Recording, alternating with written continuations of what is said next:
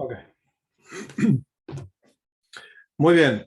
Hoy vamos a estudiar, no vamos a estudiar un Maimer, no vamos a estudiar un discurso jasídico, a pesar de que la clase supuestamente es de discursos jasídicos. Hoy vamos a estudiar una reshima. Reshima significa una nota, una serie de notas que el Rebbe tomó, muy probablemente las notas personales, no para ser publicadas ni nada por el estilo. Y después, con el tiempo, se fueron encontrando las diferentes notas del Rebbe. Esta es una nota, las notas están divididas en un librito, impresas en un librito que se llama Reshimois, son una serie de volúmenes, 5 o 6 volúmenes, y están divididas en números, nota 1, nota 2, nota 3, que es un grupo de ideas y párrafos, etc. Esta nota en particular que nosotros vamos a estudiar es de Payas Haya y Sara, a pesar de que la Payas esta semana es Payas Vayeira, pero en esta nota en particular el Rebbe toca asuntos que están en Payas Lech Lecho, Payas Vayeira y Payas Haya y Sara. Y me pareció una nota extremadamente interesante para ver cómo es el desarrollo de una historia, que aparentemente no es más que una historia, y Has Shalom, Dios libre y guarde, decir que la Toira es solamente un libro de historias, sino que es un libro de enseñanzas. Toira viene de la palabra Hoirá, enseñanzas, como una historia de Abraham, Sara, etcétera, estos personajes, que son nuestros patriarcas y santos y Kedoshim, etcétera, tiene que ver no solamente con ellos, sino que tiene que ver con nosotros en particular. Y no con nosotros porque somos los descendientes de estos patriarcas y automáticamente todo lo que pasó con ellos pasa con nosotros. De hecho, hay una frase que está en muchos lugares, a Ramban Nachmani la trae muchas veces, es Maise Ovis Simalabonim, lo que pasó con nuestros patriarcas es una señal de lo que pasa con nosotros y va a pasar con nosotros. Y el Ramban Nachmani ha escrito una comparación entre el exilio de Abraham, el exilio del pueblo de Israel, más allá de eso incluso. La historia y la vida individual de cada uno de nosotros, nuestra avoida, nuestro servicio a Dios, tiene que ver con el servicio a Dios y con lo que pasó con la historia de Abraham y Sara en Payas Lech Lecho, en Payas Vayeira y en Payas Haye Sara. La nota no es una nota muy larga y en esta impresión de las notas del Rebbe hay una cosa que se llama pianuach. Pianuach es así, el Rebbe cuando escribía, por cuanto eran notas casi seguro personales, el Rebbe escribía lo mínimo indispensable necesario para que él, digamos, recuerde lo que pensó o registre lo que quería registrar. Entonces a veces es muy difícil en el texto crudo de la nota entender las conexiones, entender cómo pasamos de un lugar a otro, cuál es la intención, de qué se trata esto. Incluso con las explicaciones que vamos a estudiar, también hay lugares donde uno dice, bueno, por supuesto que yo voy a dar mi humilde y pobre comprensión de lo que estamos leyendo y probablemente haya niveles más elevados, por supuesto que sí. Pero incluso con los comentarios y explicaciones, que eso es pianuaj, la ampliación de la nota, agregándole texto para que se entienda de lo que está hablando el Rebbe, incluso con eso, también hay veces donde no está claro. Entonces nosotros vamos a estudiar la nota con la ampliación, no solamente el texto crudo de la nota, porque es muy difícil de entenderlo. Muy bien, de vuelta. Esta es una nota de Payas Haya y Sara y la fecha de la nota es Tafshin Beis, perdón, 1942. El Rebbe estaba en Europa, 1942. El Rebbe, perdón, ya estaba en Estados Unidos. Tafshin Aleph fue a Estados Unidos. El Rebbe estaba en Estados Unidos y era, por supuesto, el yerno del Rebbe anterior. Tenía un trabajo incluso y toda una discusión sobre el trabajo del Rebbe, que eran cosas secretas. Iba todos los días a un destacamento militar en Brooklyn. Y básicamente nadie sabe lo que hacía ahí. El Rebbe era ingeniero. Bueno, no, el Rebbe tomó esta nota, Parshas Haya y Sara Tafshin Beis, 1942. Y la nota dice así: toda la historia de Abraham, alaba Shalom, de Abraham Avinu, nuestro patriarca Abraham, la paz sea sobre él, y en general con todos los patriarcas, es sabido, como dijimos antes, Maise Oveis Siman Labonim. Lo que ocurrió con nuestros patriarcas es una señal de lo que ocurre concretamente con nosotros. Entonces, toda la vida de Abraham tenemos que poder verla en nuestra vida particular. Podemos verlo como en general, como pueblo, como dijimos antes, el exilio del pueblo de Israel, etc. O podemos verlo en forma individual. Mi vida particular es como la vida de Abraham. ¿De qué estamos hablando? La explicación es así: Abraham y Sara, nuestros patriarcas, dice en el Zohar que representan la Neshama y el Guf, el alma es Abraham, representa el alma, y el cuerpo es representado por Sara. Entonces ahí ya rápidamente salimos, digamos, del pshat, del mundo literal, de la historia de Abraham y Sara, y ahora empezamos a hablar de mí. Obviamente de cada uno de nosotros, no de tu vida. Empezamos a hablar del individuo, cada uno de nosotros, ¿qué somos? Abraham, Sara, las dos cosas juntas, ¿cómo interactúan estas dos cosas? Ahora bien, entre las cosas fundamentales de la vida de Abraham está la primer prueba, dicen nuestros sabios en Pirkei Avos, Asara Nisim, hubo 10 pruebas con las cuales Dios probó a Abraham. Entre los comentaristas se discuten montones de formas diferentes de contabilizar esas 10 pruebas. ¿Cuál fue la primera? ¿Cuál es la segunda? Hay muchas formas diferentes. En general, si bien de vuelta, hay muchos otros comentarios, Rashi y Rambam son los más, digamos, significativos en este sentido. ¿Por qué? Porque Rambam menciona las pruebas que están dichas en la Toira, el texto mismo de la Toira. Y Rashi menciona las pruebas que están en los Midrashim, que no están claramente, befeirush, claramente escritas en la Toira. Pero junto con Rashi y Rambam hay otros comentaristas también que contabilizan las 10 pruebas con las cuales Dios probó a Abraham de diferentes maneras. Sea como fuere, el Rebbe trae en esta reshima, en esta nota, que la primer prueba mencionada en la Toira, claramente, o sea, no un remes, no una alusión, ni un midrash, no. El texto mismo de la Toira es, según una opinión, Lech lecho, cuando Dios le dijo a Abraham, en la parsha pasada, Lech lecho, vete de tu tierra, etc. Es decir, dijimos que Abraham representa la Neshom, el alma, la Neshom se la envía, como dice el Talmud, desde una montaña muy alta, Igro Rama le Bira Mikta, un pozo extremadamente bajo. La Neshom estaba junto con Dios y estaba percibiendo a Dios en el Gan Eden, donde sea que está. Como dicen nuestros sabios, hoy la Neshom, hay un almacén, un tesoro ahí de almas, y la Neshom está muy bien en donde está. Por eso nuestros sabios dicen también, yo estoy agregando cosas que no están en la nota propiamente dicha, pero me parece que son necesarias para entender de lo que estamos hablando. Nuestros sabios dicen que al karja hatajai, contra tu voluntad vivís. La Neshama está muy contenta donde está. No quiere bajar a este mundo para investirse en un cuerpo.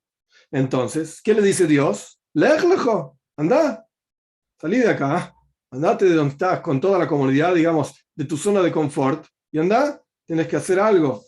Y la Neshome está grabada debajo del trono celestial, sea lo que fuera que quiere decir, y de ahí, desde lo más elevado, que es como dice el Talmud, esta montaña tan alta, es enviada a la Aretz Asherareka, a la tierra que te voy a mostrar, le dice Dios a Abraham en Pashas Lech. Es decir, que ni siquiera se trata de Eretz Israel. Eretz Israel es un lugar santo, un lugar puro, es la tierra de Israel, con todo lo que quiere decir Israel, las diferentes formas de entender la palabra Israel. Eretz Israel es un lugar santo, Eretz HaKodesh. Pero cuando Dios envía a Abraham desde donde él estaba en Harán hacia la tierra, todavía era Eretz Canaan, que Canaan también tiene diferentes significados: comercio, mundo material, físico, mundaneidad, etc. Ordinariedad. Entonces había que transformar Eretz Canaan en Eretz Israel. Pero cuando Dios lo manda a Abraham, lo mandó de la Aretz a la tierra nada más, es decir, ni siquiera era Eretz Israel. Y a través del servicio espiritual, la boida de la persona, transformamos Eretz, Stam, una tierra así nomás, solamente la tierra, en Eretz Israel. Como sabemos también, de acuerdo al Talmud, nuestros sabios explican que a través de que Abraham vino recorrió la tierra de Israel, la adquirió para él y para toda su descendencia. Y no importa todo el detalle de por qué se adquiere una tierra a través de recorrerla, es una cuestión alágica que no viene al caso ahora. El punto es que Abraham fue enviado desde Harán hacia Eretz Canaan, la Neshome, el alma es enviada desde donde el alma surge bajo el trono celestial a la tierra, para transformar esa tierra en la tierra de Israel. Y la recompensa por todo este trabajo que la Neshome hace, ¿cuál es? Como continúa la Toira en Pashas Lech Lecho. Va'avarejejo, te voy a bendecir, dice Dios. Es decir, voy a conectar, voy a permitir que se conecte el alma, tal y cual desciende y se inviste en el cuerpo, como vamos a estudiar más adelante, con la esencia misma del alma. Eso está relacionado, no está acá en la nota, pero está relacionado con la idea de que lej lejó es ve hacia ti. Es decir, cuando la Neshome sale de donde estaba, como dijimos en el Gan Eden, etc., y se inviste en el cuerpo y trabaja en el mundo, la Neshome llega a su propia esencia. Lejo, ve hacia ti. ¿Cómo lográs influenciar? ¿Cómo lográs avanzar en el mundo? Al hijo, crecer, etc. Esto es a través de Lejo, a través de llegar a tu propia esencia. Entonces, en las palabras del Rebbe, se conecta la reflexión del alma, tal y cual está en el cuerpo, con la esencia misma del alma. Esto es Babarejo. Te voy a bendecir, dice Dios. Te voy a dar algo que no tenés. La Neshama está muy bien y muy cómoda ahí arriba, pero hay algo que no tiene, la conexión con su propia esencia. Eso lo logra estando aquí abajo. Y no solamente esto, más recompensa, Vagad lo shemeja, como dice Pashas Lech, voy a engrandecer tu nombre. Es decir, que incluso las fuerzas, los potenciales más exteriores, más externos de la Neshama del alma, que están representados por el nombre, Vagad lo shemeja, tu nombre voy a engrandecer, no solamente a vos, sino tu nombre también. ¿Qué es un nombre? El nombre es algo externo en la persona, que para lo único que sirve es para que otros lo llamen. Es la interfaz de la persona con los demás. Yo no necesito para mí mismo un nombre. Yo soy yo y ya está. Ahora, si otro me quiere llamar, entonces yo le doy la interfaz. Tubia, entonces la persona grita tubia por la calle, yo me doy vuelta. Esto es un nombre, es algo exterior, algo externo de la persona. Entonces, Vagat lo shemeja, cuando Dios le dice a Abraham, voy a engrandecer tu nombre, significa que incluso lo más bajo y exterior tuyo, esto también va a tener una elevación. Tus pensamientos, tus palabras y tus acciones se van a elevar a través de que trabajes, descienda el alma aquí abajo. Y continúa la braja que Dios le da a Abraham, veye braja, y serás bendición. Entonces Dios le dice, te voy a bendecir, te vas a conectar con tu esencia. Vagat lo shemeja, voy a engrandecer tu nombre, incluso tu pensamiento, palabra y acción, las cosas más bajas tuyas, también van a crecer, van a elevarse a otro nivel. Y por último, serás bendición, es decir, que todas las personas van a decir que seas bendito como Abraham, que seas bueno como Abraham, etc. Es decir, incluso en otros, tu trabajo, como vamos a estudiar más adelante, tu trabajo personal va a influenciar a otros también. Va a influenciar a otros. Por eso otros van a ser bendecidos por vos. Eso es Veye Braja. Vos vas a ser Braja, vos mismo vas a ser bendición para otros, como ejemplo para otros y como guía para otros. Muy bien. Esto es Parshas Lech Lecho, la primer prueba que Dios, con la cual Dios probó a Abraham vino. Vete, la Neshome tiene que bajar a este mundo. ¿Ok?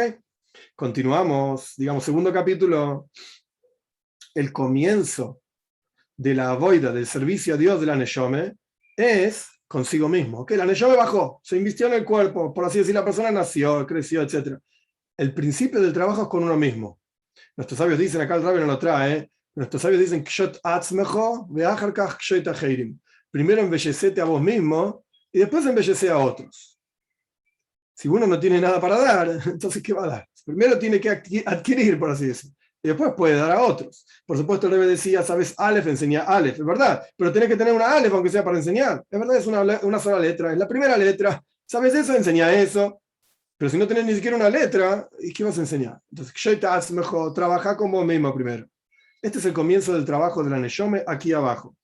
Y esto es la razón por la cual al comienzo, en Parshas Lech Lecho y al comienzo el comienzo de Parshas Vayera, el final de Parshas Lech Lecho, perdón, final de Parshas Lech Lecho me quedé pensando. Abraham se llama Avrom, no Abraham. Abraham, sin una hey. Y Sara no se llama Sara, se llama Sarai. Parshas Lech Lecho. ¿Por qué? Porque de vuelta, el comienzo de la avoida es con uno mismo. ¿Qué representa Sara? Sarai, perdón. ¿Qué representa Sarai? Sarai representa Sara Sheli, como dice Rashi. Es decir, que la avoida era con ella misma, con el cuerpo mismo, la neshome y el cuerpo para uno mismo, para el crecimiento personal. No estoy diciendo de egoísmo, no estoy hablando de esto. Estoy hablando de un crecimiento personal. Uno necesita también avanzar. Está cuando uno estudia para dar una clase, y está cuando uno estudia para uno mismo. Uno también tiene que crecer. Si uno solamente estudia para dar una clase, para dar y dar y dar, al final uno mismo nunca crece. Entonces, al comienzo se llamaba Sarai. ¿Por qué es Sara Sheli? Gobernaba sobre sí mismo para trabajar con uno mismo y no con otros. Porque al comienzo Dios le enseñó y mostró a Abraham vino y a Sara y Meino algo similar a lo que va a ser en el mundo por venir. ¿Cómo va a ocurrir las cosas en el mundo por venir? La neshome, el alma, va a recibir del cuerpo y a través del cuerpo. Recibir percepciones de Dios, recibir giluim, revelaciones divinas a través del cuerpo. Y como está escrito también, Nekeiva Tesevet Gover, que la mujer va a estar por encima del hombre en el mundo por venir. Esto es Sarai, Sara Sheli. ¿Quién es la que gobierna? ¿La neshome o el cuerpo? Bueno, en el caso de Sarai, era el cuerpo. Sara representa el cuerpo. El cuerpo gobernaba en la vida de Abraham y al comienzo de la boida, cuando uno empieza a crecer, cuando uno es un niño, ni que hablar, lo principal es el cuerpo. Quiero comer, quiero beber, quiero pasarla bien. Después uno empieza a crecer y dice, bueno, hay cosas más allá de la comida, hay cosas más allá de la bebida, etcétera, etcétera. Pero al comienzo es el cuerpo lo principal con lo que uno tiene que trabajar. Esto es al respecto del cuerpo, Sarai. Y al respecto de Abraham, se llamaba Abraham y no Abraham. ¿Qué significa Abraham? Av echod lekulanu, dice el Rebbe. Un padre único para todos. En las notas que explican lo que el Rebbe está diciendo hay una nota acá que hace referencia a otro discurso hasídico, que del Tzemach Tzedek, que Avram, Padre Supremo, representa el padre del pueblo de Israel nada más. Abraham era el patriarca al comienzo, ya vamos a ver que esto cambia después, pero al comienzo era el padre, el patriarca solamente del pueblo de Israel. Avram, es decir, que estaba en un nivel espiritual extremadamente elevado. Y esta es la Neshome. En otras palabras, ahora vamos a ver más detalles, pero en otras palabras, al comienzo del servicio a Dios, cuando la Neshome baja a este mundo, la Neshome, el alma, está totalmente separada de los asuntos de este mundo. No entiende nada. Es como una persona que va de turismo a algún país donde se habla otro lenguaje, donde hay otra idiosincrasia, otra cultura. No entiende nada. La gente anda por la calle. ¿Qué sé yo? Este tipo te ha tirado acá. El otro, no sé dónde comer. No entiendo nada. No sé lo que está pasando. La Neshome baja a este mundo y no entiende nada. Está como separada del mundo, de los asuntos mundanos. Por eso era Avram, un padre, Abraham, pero totalmente Ram, totalmente elevado, totalmente separado del mundo. Y la Neshom, y el cuerpo, perdón, era Sarai, Sara Sheli, lo principal que gobierna acá es el cuerpo. De hecho, nuestros sabios dicen en el Talmud que cuando la persona cumple Bar Mitzvah a los 13 años, Bat Mitzvah a los 12 años, termina de ingresar por completo el alma divina en el interior de la persona. Cuando ingresa el alma divina por completo en el interior de una persona, aparece el alma animal y dice, ¡hey! ¿Y vos qué haces acá?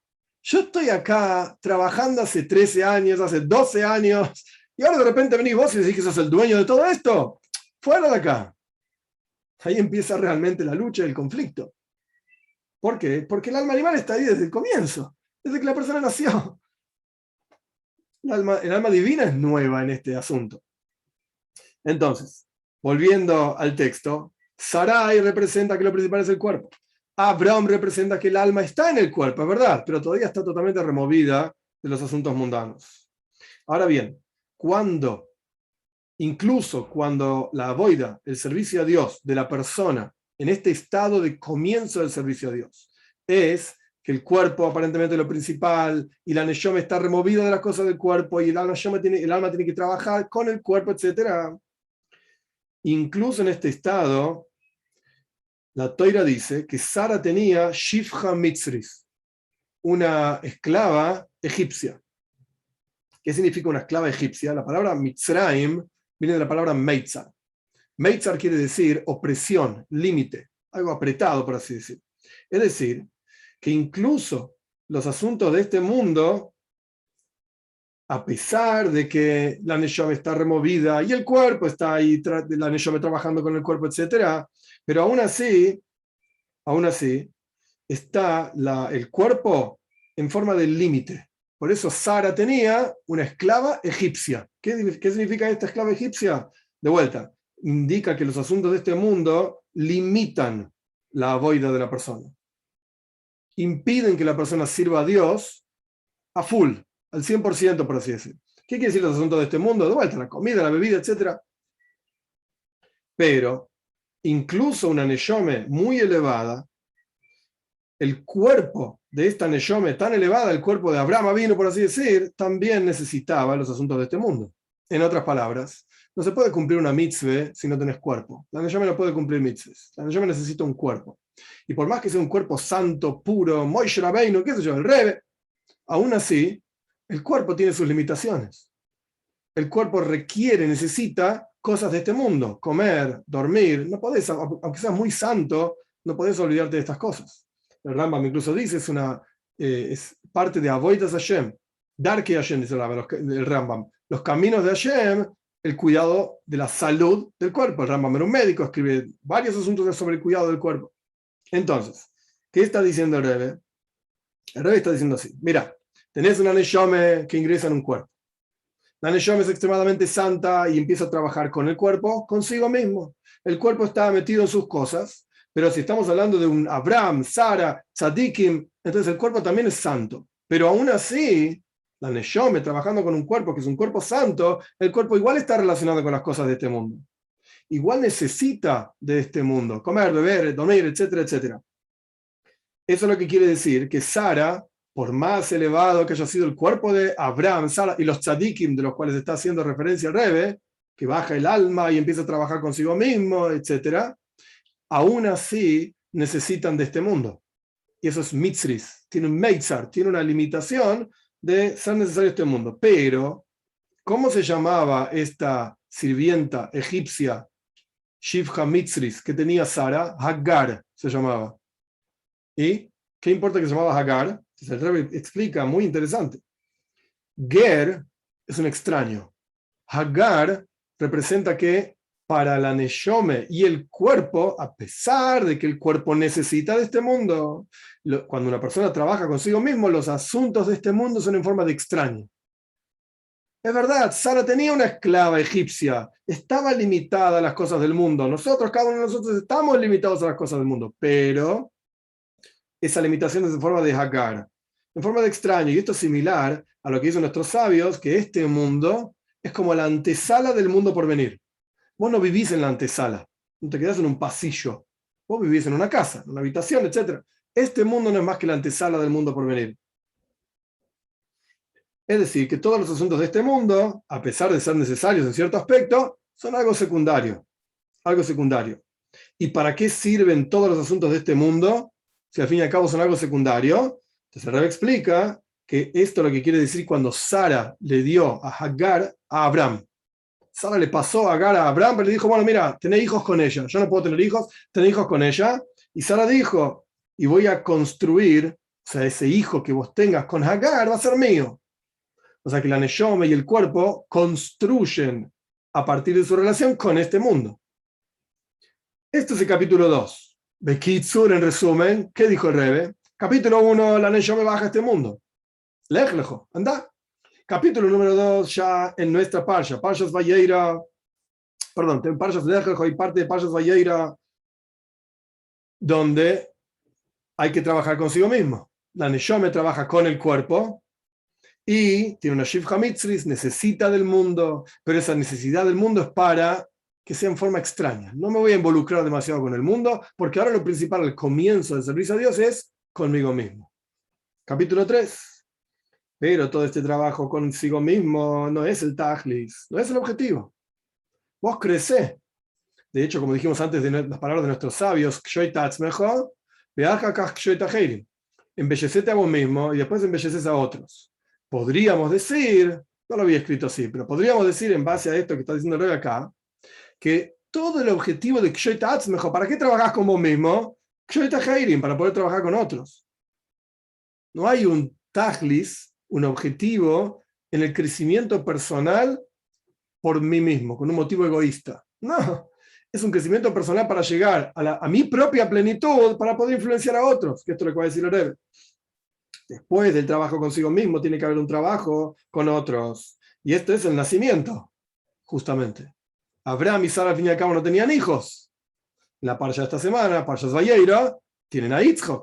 Oh, ¿qué significa este nacimiento? Como dicen nuestros sabios, aquel que le enseña Toira al hijo de otro es como si lo hubiese hecho nacer. Y esto significa el nacimiento de Yitzhak.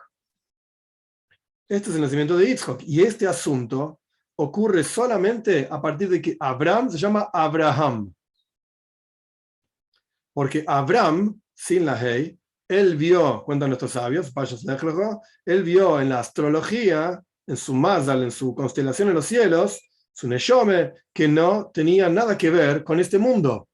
En otras palabras, la persona podría pensar, no, yo voy a trabajar conmigo mismo, yo voy a servir a Dios, voy a cumplir las mitzvahs, voy a hacer todo lo que tengo que hacer, yo no tengo nada que ver con los demás, no me pidas que enseñe nada, no me pidas que hable con nadie, no tengo nada que ver con el mundo.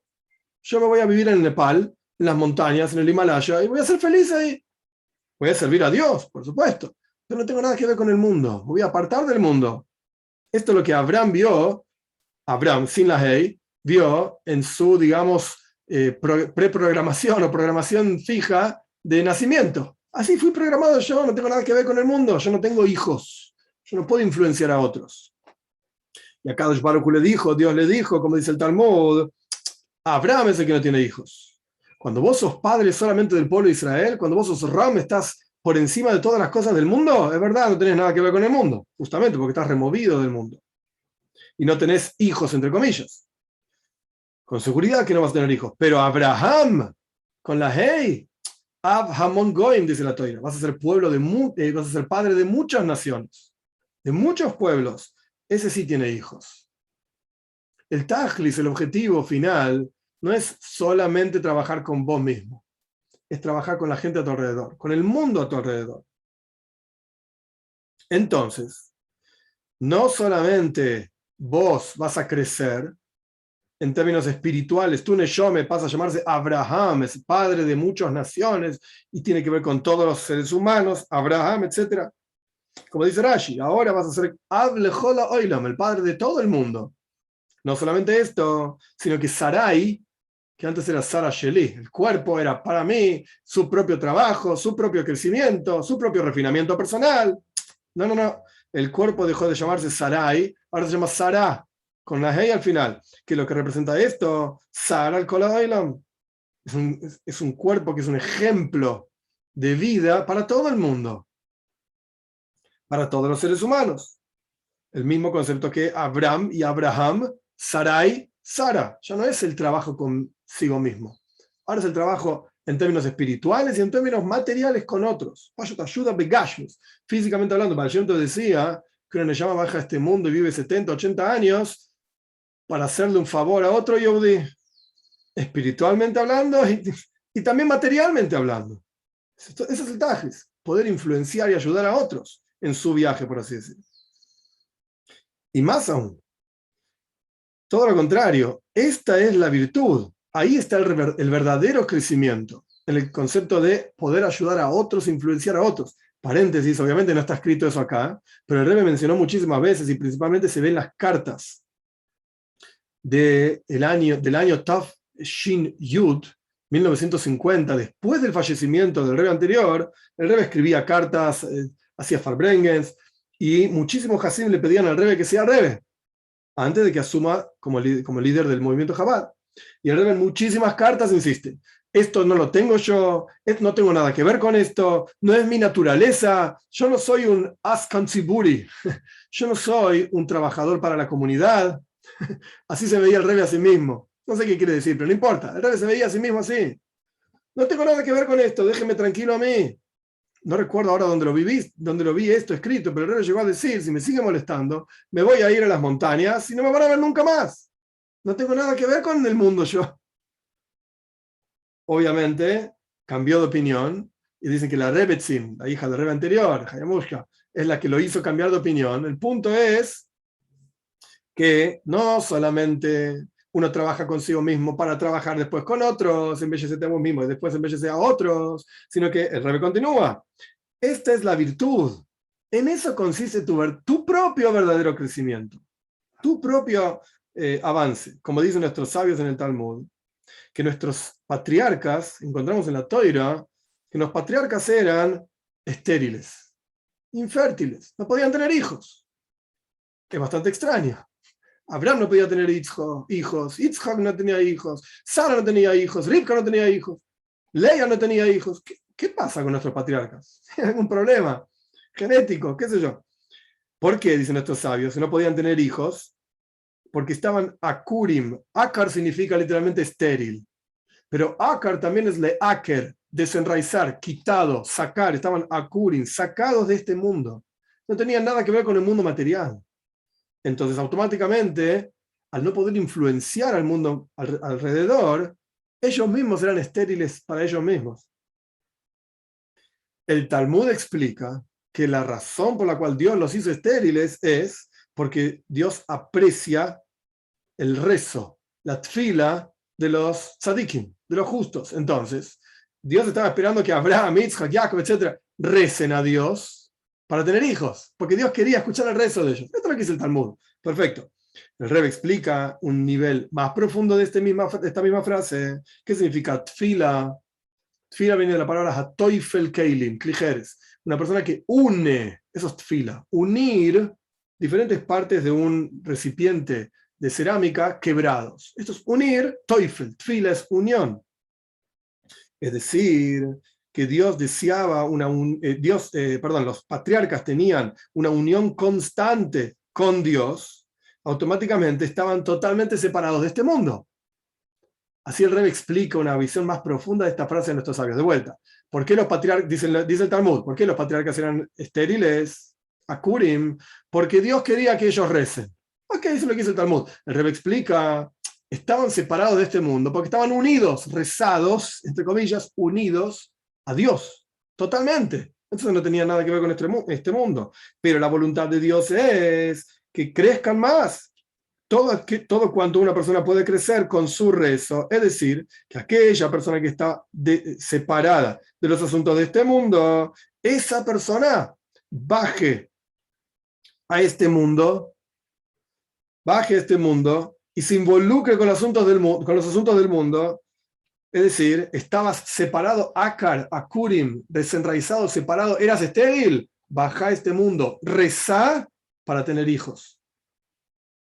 Rezar para tener hijos, es decir, uní, esta es mi forma de entenderlo por lo menos, porque el rezo dijimos que era unión, uní los asuntos de este mundo con Dios, revelar la presencia de Dios en este mundo, no te apartes del mundo. Rezá, uní, para dar a luz. Entonces, el verdadero crecimiento es cuando uno enseña, cuando uno da a otros, no cuando uno estudia solamente para sí mismos. Muy bien, entonces, ¿qué estudiamos en el tercer capítulo? La idea del tercer capítulo es el tajlis. El objetivo de la avoida del servicio a Dios no es para mí, es para otros, es para ayudar a otros. Y esto está representado en Parshas Vayeira, la parsha de esta semana, con el nacimiento de Yitzhak. Bien, cuarto capítulo, hasta que llegamos al final de nuestra parsha, Parshas Vayeira, con la última prueba que Dios le dio a Abraham, que era la prueba de la Akeida. La prueba de atar a Yitzhak, su hijo, y sacrificarlo. Que es el concepto de Mesiras Nefesh, ese concepto de entregar todo por Dios, porque la verdad es que lo más valioso que tenía Abraham era su hijo Yitzhak, que nació cuando tenía 100 años, etc. No iba a tener otros. De Sara tenía 90 años. Es conocida la historia. El punto es que era lo más preciado que tenía. Entregá, dijo Dios, entregame esto, lo más preciado que tenés. ¿Qué significa este Mesiras Nefesh? Esta entrega era incluso opuesta al intelecto del alma divina. El Rebbe explica esto en muchos lugares, muchos sijes. Acá lo explica de una perspectiva particular, muy interesante. Ahora vamos a verlo, muy interesante. Pero la idea básica es la siguiente. Tenemos seichel, todos tenemos intelecto. Y el intelecto básicamente puede ser intelecto del alma animal, que el alma animal piensa en su propio beneficio, solamente en el propio beneficio. O el intelecto puede ser, o sea, el intelecto del alma animal, quiero decir, propio beneficio, ¿qué puedo hacer? Ideas para llevar adelante mi satisfacción, mi placer, mi propio beneficio. Piensa, intelecto, seichel, jochma, sabiduría, para sentirse bien, para pasarla bien. Pero después está el seichel de Nefesh Elokis, el intelecto del alma divina. El intelecto del alma divina piensa, ¿qué puedo hacer para ayudar a otros? No solamente para crecer yo, como estudiamos, sino para hacer que el mundo a mi alrededor también crezca. Pero matar a Yitzhak era incluso opuesto al intelecto del alma divina. ¿Por qué? Muy simple. Yitzhak era la verdadera descendencia de Abraham, como dice la Torá, el Rebbe lo trae más adelante, que Yitzhak y Kanel Hazara, Yitzhak es tu verdadera descendencia, la de Abraham, y si Abraham mataba a Yitzhak, se acababa todo su valor de toda la lucha que hizo durante toda la vida por el monoteísmo, por la enseñanza de que hay un Dios. Todo el trabajo de Abraham se acababa, se fue, ya no está más, porque no hay descendencia, no hay quien lo siga. Entonces no es que era un trabajo personal para mí. Yo quiero tener un beneficio a Abraham, yo quiero conectarme con Dios y lo voy a pasar re bien. No, necesito descendencia para que el resto del mundo conozca también. Yo ya estoy viejo, en algún momento voy a fallecer, en la práctica fallece a los 175 años, y bueno, el avoide, el trabajo de Abraham se terminó. ¿Quién va a seguir? Yitzhak. Sí, pero si lo mato a Yitzhak, ¿quién va a seguir? Por eso, el Rebbe trae acá, esta es mi explicación, que la Keida, esta última prueba, no nos olvidemos que al comienzo de la nota de la Reshima esta, el Rebbe dijo, la primera prueba era Lech Lecho, la Neshama baja a este mundo. La última prueba es la entrega total, absoluta, al punto tal que vaya incluso contra el intelecto del alma divina, contra el intelecto que te dicta en tu cabeza, en tu alma, etc. Ayuda a otros, incluso contra esto, porque se acababa totalmente la descendencia. Y la explicación es así. Al Pi Seichel, ahora viene la explicación del Rebbe, en otras palabras. Intelectualmente hablando, incluso el intelecto del alma divina, Seichel de Nefesh Elekis, un Ben Noyach, un no judío, porque Abraham vino, es toda una discusión entre los comentaristas, pero esta es la explicación que da el Rebbe, muy interesante. Abraham vino no era judío. ¿Qué judío? El judaísmo nace con la entrega de la Toira. Hay opiniones sobre esto, pero esto es lo que estamos estudiando ahora. El judaísmo nace con la entrega de la Toira. Entonces Abraham era un Ben Noyach, no era judío, era un gentil. Ahora bien, uno de los preceptos que Dios le da al primer hombre, después le dio 6 al primer hombre, después uno más a Noyach, uno de los preceptos que Dios le da al primer hombre es Shfichus Damim, está prohibido matar. Está prohibido matar. ¿Okay? El asesinato está prohibido. Entonces, ¿cómo Dios viene a decirle a Abraham, en otras palabras, mata a tu hijo? ¿Cómo mata a mi hijo? Vos me dijiste antes, y es la tradición y son las leyes, que está prohibido matar. ¿Y ahora querés que mate a mi hijo? Ponete de acuerdo, ¿qué querés? Y no hay un mandato particular de escuchar una profecía, porque al fin y al cabo, Abraham vino a escuchar una profecía que le dijo, toma a tu hijo, a tu único, a quien amás, es Yitzhak, a Yitzhak, que anda, y matalo para mí. Es una profecía. Qué bueno. Dios se le apareció a Abraham y le dijo una profecía. Sí, pero ¿en qué consiste la profecía? Mata a tu hijo. O sea, acá entra en conflicto dos cosas. Por un lado hay una mitzvah, que es una de los 7 preceptos de Benay Noyach, y Abraham lo conocía muy bien, no matarás. Pero por el otro lado hay una profecía, anda a matar. Un conflicto entre estas dos cosas. Por supuesto, esto es lo que dice el Rebbe acá, no existe un mandato específico de escuchar esa profecía. Dios no le dijo a Abraham, has de escuchar todas las profecías que yo te voy a decir. No está en un pozo que así, no existe un versículo así. Cuanto más aún al respecto de Yitzhak, él ni siquiera escuchó esa profecía. Yitzhak ya tenía 37 años cuando fue toda esta historia. Él ni siquiera escuchó esta profecía. ¿Y por qué tenía que cumplirla? ¡Hey, papá! Vos decís que escuchaste a Dios y vos decís que me tenés que matar. Pará, yo no escuché nada de esto. Y hay una mitzvah que sí la escuchamos y la conocemos, de no matarás. ¿Cómo puede ser que ambos estuvieron de acuerdo, tanto Abraham como Yitzhak, en hacer todo este proceso? Nuestros sabios cuentan incluso con lujo de detalles.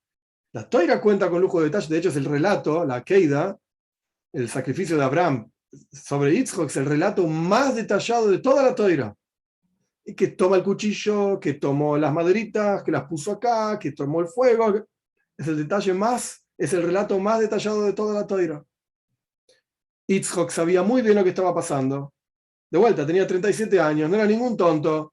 Y fueron los dos, fueron juntos. Y estaban contentos con lo que estaban haciendo. E Yitzhak le llegó a decir, así cuentan nuestros sabios, papá, estiró el cuello, ¿sí? Yitzhak estiró el cuello y dice, matame bien, cortá bien, para que no salga ningún defecto, cortame bien. ¿Cómo estuvieron de acuerdo con esto? De vuelta, en particular Yitzhak, sí no escuchó la profecía. Incluso si querés decir que Abraham tenía que escuchar la profecía, Yitzhak no. Y si me vas a decir que escuchar la voz de Dios es un fundamento de todos los 7 preceptos de Benay Noyaj, ¿en qué están basados los preceptos de Benay Noyaj? ¿En que Dios es el que dijo esto? Entonces tenés que escuchar lo que dice Dios. Momento. No es tan así. Porque ya está claramente detallada la ley en el Sefer Rambam, en el libro de Rambam, en Mishneh Torah, que Akadosh Baruj Hu nunca, es una aloja, es una ley, por supuesto que esto es la voluntad de Dios, pero la ley es que Dios nunca se arrepiente, o sea, se retrotrae de una profecía para el bien. Si Dios te dijo, te voy a dar, no sé, abundancia, ahora Dios no puede decir nada, nada, en realidad no te lo voy a dar. Él dijo que te va a dar abundancia. Y acá, incluso si viene un profeta y dice que Dios se arrepintió de tal o cual profecía, que va a venir Moshiach, que va a venir un tema, va a haber un templo, etcétera. Incluso si un profeta dice, bueno, se acabó esto, no lo escuchamos. La halajá es que no le vamos a prestar atención. Y si es así, Yitzhak no tenía que escuchar a Abraham Avinu. No lo tenía que escuchar. Y no debía estar de acuerdo con ser sacrificado. Porque Yitzhak sabía muy bien otra profecía de Abraham, como dijimos antes, Yitzhak es tu descendencia, es una promesa que Dios le dio a Abraham. Ishmael no es tu descendencia, Yitzhak es tu descendencia. Entonces Yitzhak sabía muy bien que tenía que continuar con vida, si no, Abraham no tendría descendencia. E incluso Abraham, por lo menos debería haber tenido dudas de cuán real y verdadera la profecía de toma a tu hijo y llévalo y sacrificalo. Si Dios me dijo ayer que Yitzhak va a ser mi descendencia, de hecho Rashi también menciona algo por el estilo, ¿cómo me decís hoy que lo mate? ¿No te genera alguna duda? ¿No te hace ruido en la cabeza? Más aún, dice el rey, la profecía no reside sobre las personas cuando las fuerzas, los potenciales del cuerpo confunden a la persona. Estas son las palabras del Rebbe. En el Rambam también está mencionado, los profetas no eran tipos que estaban todo el día comiendo, bebiendo, involucrados con los asuntos mundanos, haciendo negocios. Los profetas eran misboidedim, se apartaban del mundo y hacían sus cosas, meditaban, tenían trances espirituales, yo qué sé. Los profetas eran tipos que no estaban involucrados con los asuntos de este mundo. Como está escrito en diferentes lugares, el concepto de ispashtus agash, estaban totalmente removidos de las cosas materiales. Incluso hay un relato sobre una profecía de Shaul Amelech, el rey Shaul, que también era un profeta, que cuando residió sobre él la profecía se sacó todas las ropas, se ponía meyuga, la gente le llamaba a los profetas meyugue, loco. Ahí viene el loco. ¿Qué quiere decir loco? Y sí, porque de repente se cae, parece epiléptico, empieza a moverse, se saca las ropas. Pará, estás en el medio de la gente, ¿qué haces? Bueno, residía la profecía sobre una persona y la persona perdía sus sentidos, digamos. Entonces, cuando el mundo material y las fuerzas del alma están vigentes en la persona y están, entre comillas, confundiendo a la persona, esa persona no puede tener profecía. Es imposible. Y el Rebbe explica, cuánto más aún cuando las fuerzas del alma confunden a la persona no puede tener profecía. Y si Abraham, esto es muy interesante, por lo menos en mi humilde opinión, como lógica, si Abraham tenía algún tipo de inclinación, viene acá Dios y le dice, hey, quiero que mates a tu hijo. Y Abraham podía tener algún tipo de inclinación. Podía amar a Yitzhak. De hecho, Dios le dice a Yeroabta, Dios mismo testifica que Abraham amaba a Yitzhak. ¿A ese que vos lo querés? Y Abraham podría haber dicho, che, la verdad que todo bien con Dios. Lo quiero mucho, lo aprecio mucho.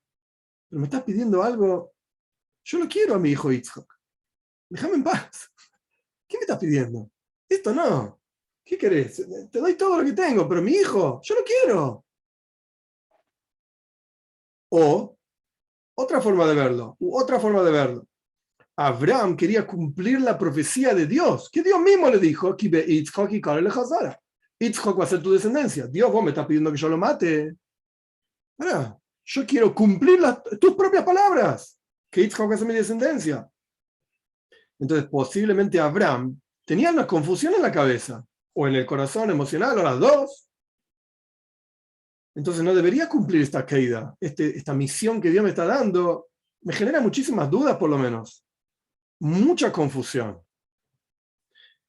en las palabras del Rebbe, cuando Abraham habrá escuchado esta profecía de tomar a tu hijo y matarlo, etc., habrá tenido un bilbul, una confusión enorme, y automáticamente no puede recibir la profecía como corresponde sobre él para escuchar claramente y entender que Dios le estaba pidiendo que mate a su hijo. Yo lo quiero a mi hijo, yo quiero cumplir la profecía de Dios, que mi hijo va a ser descendencia, lo voy a enseñar a mi hijo para que él siga difundiendo el monoteísmo, etc. ¿Qué me está diciendo? ¿Que lo mate? Seguramente escuché mal, seguramente entendí mal, no puede ser una cosa así. Entonces Abraham no podía desechar una profecía por otra. Dios me dijo que este es mi descendiente, Yitzhak, y ahora me está diciendo que lo mate. Entonces, volviendo al punto anterior, cuando Dios le dijo en la práctica, porque esto está escrito en la Toira, que Abraham mate a Yitzhak, Abraham tenía que ir por encima del intelecto de su alma divina. Mesirus Nefesh, el sacrificio absoluto contra todo tipo de lógica. No hay forma de entender una cosa así.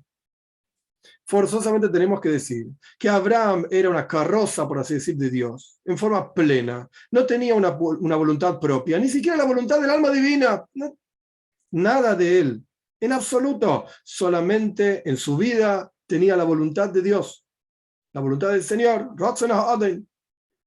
Por eso, inmediatamente, cuando Dios le dijo a Abraham, toma a tu hijo y matalo, Vayashkem Abraham Baboy, que él se levantó temprano a la mañana, agarró el burro, no lo dudó.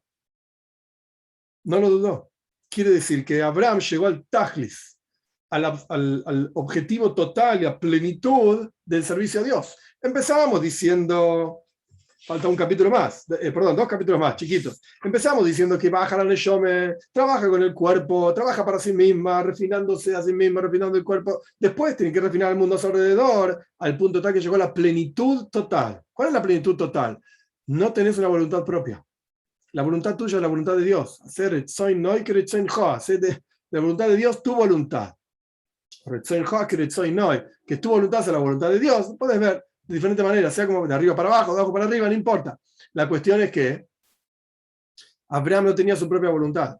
Trascendió incluso el intelecto divino en su interior. Por eso, continuamos 5º capítulo. Cuando Abraham pasó esta prueba, y Dios, dice el Midrash, le dijo, ya no te voy a probar más, se terminó, no hay más pruebas, son 10 pruebas y se acabó, y esta fue la última, la Keida, en Payas Valleira. Esta es la elevación absoluta. Automáticamente, ¿qué viene después? Payas Hayesara. Inmediatamente después de Payas Valleira, termina Payas Valleira, aparece con la Keida, con el relato del sacrificio de Abraham, de Yitzhak, viene Payas Hayesara. ¿Qué es Payas Hayesara? Batama Sara, Sara se muere. Sara era el cuerpo.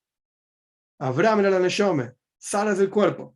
Se muere Sara, se muere el cuerpo, se acabó, ya está. Llegaste a la plenitud de tu servicio a Dios, la persona ya no tiene más vida, porque completó totalmente su trabajo con su cuerpo. Y este es el concepto del fallecimiento, que este fallecimiento no tiene que ver solamente con la void del servicio a Dios del alma, de la neshome. El alma llegó a su plenitud, del cuerpo, yo que sé dónde quedó el cuerpo, no importa, no. Por eso, en toda la historia, en Payas Hayes Sara, cuando se relata el fallecimiento de Sara, se menciona ahí que murió Bekirias Arba.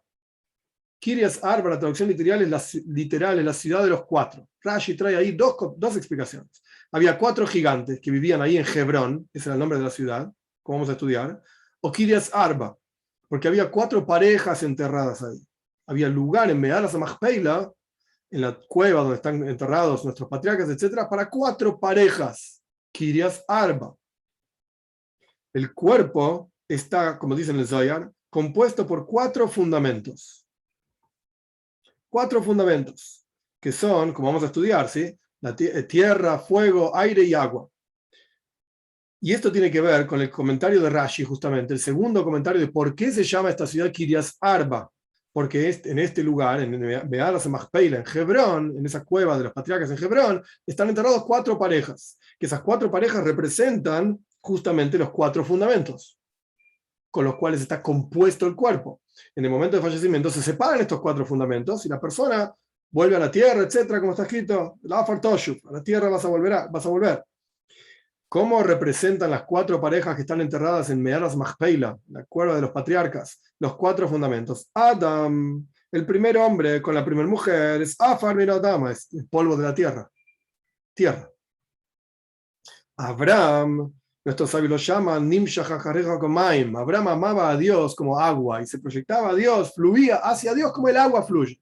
Abraham es el agua.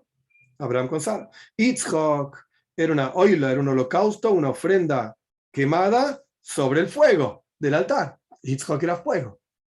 También tiene que ver con Gesed, Gvura. Gesed es agua, bondad es agua, Gvura es fuego, severidad. Y Yaakov es Ruach. Acá hay una nota que dice, en el Zohar te dice que Jacob es Ruach. No me pregunten la explicación de qué quiere decir. No lo sé. Jacob es Ruach, el Zohar dice, lo tomamos del Zohar.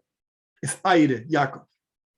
Entonces vemos que cuando muere Sara, que es el cuerpo, está compuesto de 4 fundamentos. Y por eso muere en Kirias Arba. Por eso la Torá dice claramente dónde se muere, en qué situación muere, porque estaba compuesto de 4 fundamentos que se separan, la tierra vuelve a su lugar, etc. Y el Ruach Tashu, pero aquí sana, el Ruach, el aire, el espíritu retorna hacia Dios, etc. Solo que en el momento en que la persona está vivo es Hebrón. Hebrón viene de la palabra Hibur. Hibur es unión. Esos 4 fundamentos están unidos. Quiere decir que no solamente la Neshome, el alma, trabaja consigo mismo para llegar a la plenitud y superar incluso su propio intelecto y entregarse totalmente a Dios, sino que también hay Hebrón. Cuando fallece la persona, el cuerpo también llegó a su plenitud. ¿Cuál es la plenitud del cuerpo? Que el cuerpo se une con la esencia del alma y a través de la esencia del alma con la esencia misma de Dios. Acá no lo trae el Rebbe, pero en otros lugares de Hasidut está explicado que el cuerpo físico tiene un vínculo con la esencia de Dios mucho más profundo que el alma todavía.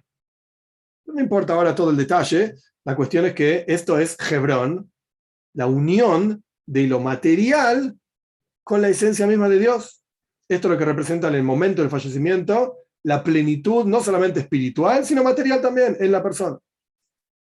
6º y último capítulo, hay un paso más. No solamente la persona logra, obviamente esto tiene que ver con antes de fallecer, pero el punto es, ¿a qué se aplica este Hebrón? Esta unión de los 4 fundamentos para formar el cuerpo y esta unión del cuerpo con el mundo a su alrededor. ¿Qué es lo que el cuerpo une a Dios? ¿A sí mismo? Ya dijimos que el tajlis, el objetivo no es uno mejorar, uno crecer, sino alrededor. Esto también tiene una expresión física, material, en el trabajo mismo del cuerpo y el alma. No solamente el cuerpo mismo se une con la esencia de Dios, sino que hay un paso más.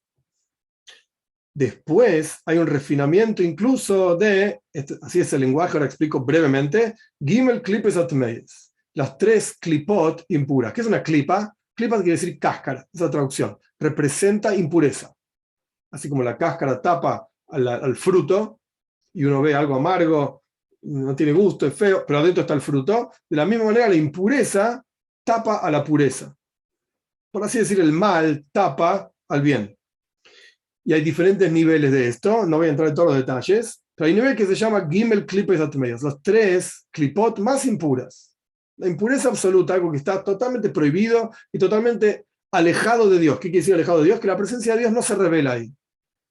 Entonces, el Tajlis, el objetivo absoluto este de Hebrón, de que el cuerpo se une con la esencia de Dios a través de la esencia de la Neshome, no es solamente que el cuerpo se refina a sí mismo, sino que incluso llega a refinar el mundo impuro a su alrededor.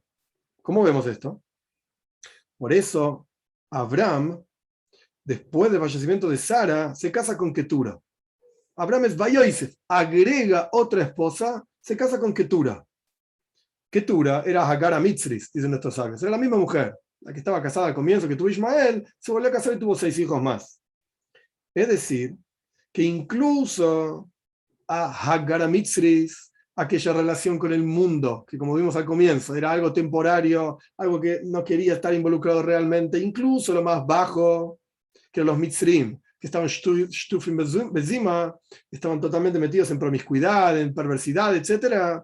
Incluso a esto Abraham lo elevó, porque Abraham se casa con Ketura, y ya no se llama más Hagar, ahora se llama Ketura. ¿Qué tiene de especial Ketura? ¿Por qué se llamaba así? Si era Hagar, ¿por qué la Torá la llama Ketura? Porque nuestros sabios dicen porque sus acciones eran bellas como el ketoires. Ketoires es incienso. En el incienso que se hacía en el Beis Hamikdash, en el templo, se traía todos los días. En este incienso había una de las 11 especies del incienso, se llamaba moer. Moer, que lo traducen como mirra, pero yo no sé en castellano qué quiere decir eso. Moer era hecho un perfume hecho de la sangre de un animal impuro. Justamente esto. Y esto lo que quiere decir que Abraham se casa con Ketura. No solamente se refinó espiritualmente a sí mismo y superó su propio intelecto divino, contra toda la lógica. No solamente unió al cuerpo con la esencia de Dios, sino que más aún, el mundo a su alrededor, aquello que era totalmente impuro, Abraham lo elevó también.